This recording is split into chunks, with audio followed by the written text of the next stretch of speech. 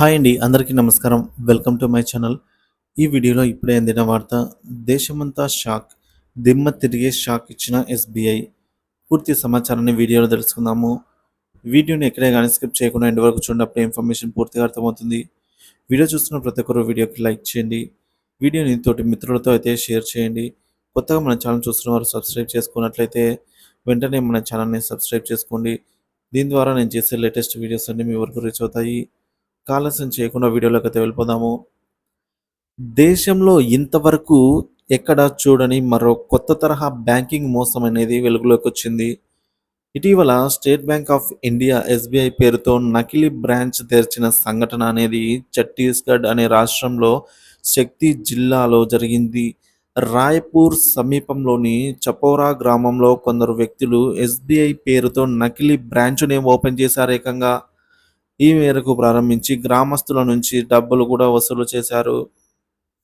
ఈ నకిలీ బ్యాంక్ అన్ని విధాలుగా అసలైన ఎస్‌బీఐ బ్యాంక్ మాదిరిగానే కనిపించేందుకు ఫర్నిచర్, క్యాష్ కౌంటర్ మరియు ఇతర పరికరాలు ఏవైతే ఉంటాయో వాటన్నిటిని కూడా అమర్చేశారు. అక్రమంగా ఉద్యోగ నియామకాలు కూడా వారైతే ఈ సందర్భంగా నిర్వహించారు. 2,00,000 నుండి 6,00,000 వరకు ఉద్యోగాల పేరుతో డబ్బులు కూడా వసూలు చేశారు. ఎవరైతే ఉద్యోగం చేయనీకి వస్తారో వాళ్ళ దగ్గర నుంచి. నకిలీ అపాయింట్‌మెంట్ లెటర్‌లు కూడా వాళ్ళకి అందజేశారు వ్యక్తులు. సో, ఈ ఉద్యోగస్తులకి, వ్యక్తులకి శిక్షణ కూడా ఇచ్చి బ్యాంకు విధులకు హాజరయ్యేలా చూశారు. సుమారు 10 రోజుల పాటు ఈ నకిలీ బ్రాంచ్ సేవలనే అందించింది. అక్కడ అయితే సమీపంలోని దాబ్రా ఎస్‌బీఐ బ్రాంచ్ మేనేజర్ ఈ బ్రాంచ్ పట్ల అనుమానం వ్యక్తం చేయడంతో సెప్టెంబర్ 27న ఎస్‌బీఐ అధికారులు మరియు పోలీసులు కలిసి దర్యాప్తు చేపట్టారు. అసలైన ఎస్‌బీఐ బ్రాంచ్ మాదిరిగానే ఉన్న ఈ నకిలీ బ్రాంచ్‌ను చూసి వారే అవాక్కయ్యారు.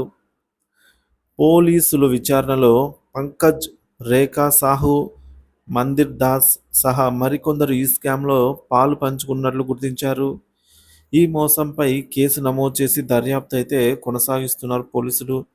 గ్రామస్తులు నిజమైన ఎస్‌బీఐ బ్రాంచ్ అని నమ్మి డబ్బులు పోగొట్టుకున్నారు. అలాగే నకిలీ నియామక పత్రాలు పొందిన వారు కూడా ఈ మేరకు ఈ స్కామ్‌లో చిక్కుల్లో పడ్డట్టయింది.